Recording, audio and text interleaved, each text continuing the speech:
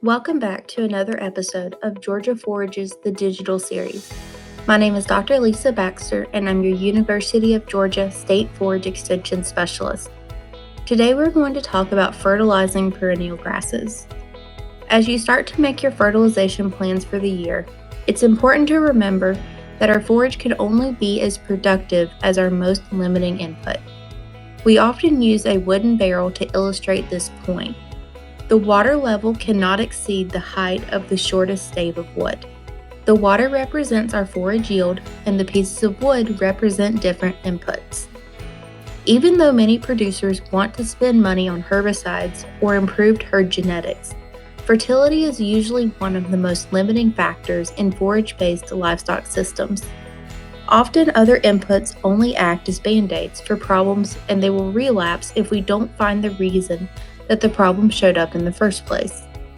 Likewise, our forage can only be as productive as our most limiting nutrient.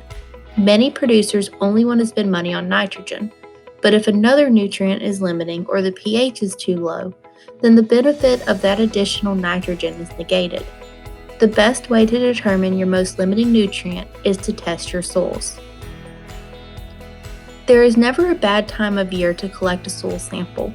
However, it is important to be consistent when comparing samples across years. Numbers will usually be lower in the fall than spring because of increased nutrient use in the summer.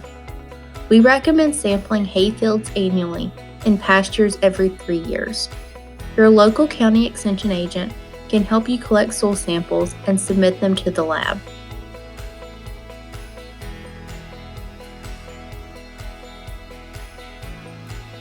The amount of each nutrient you need is based on the soil test index value, grass species, and intended use.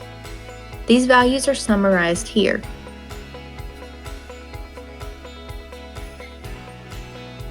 However, please note that fertilizer sources do differ in their concentration of N, P, and K.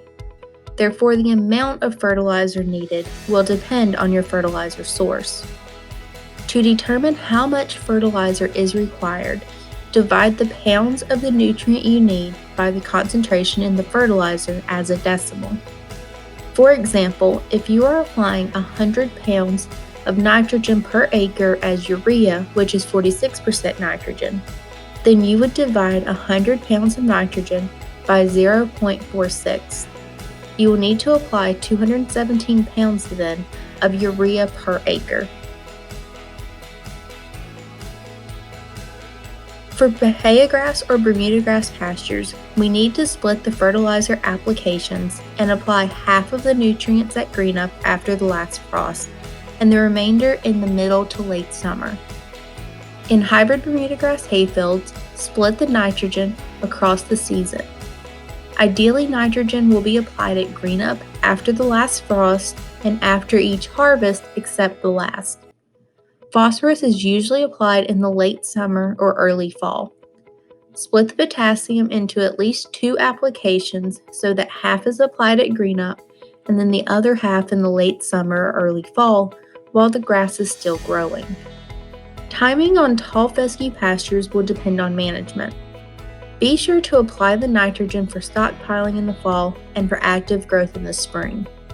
Potassium and phosphorus can be applied at the same time as the nitrogen.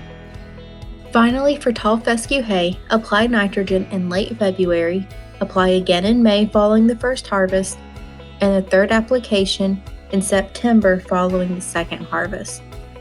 Phosphorus can be applied in late summer or early fall, and ideally potassium will be applied in 2 applications. It doesn't matter if you are grazing animals or harvesting hay. Maintaining a soil pH near neutral is always priority number 1.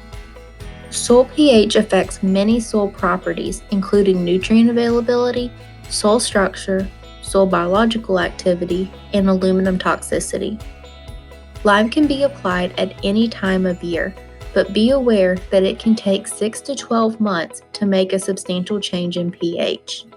Ag limes such as dolomitic or calcitic lime are highly recommended.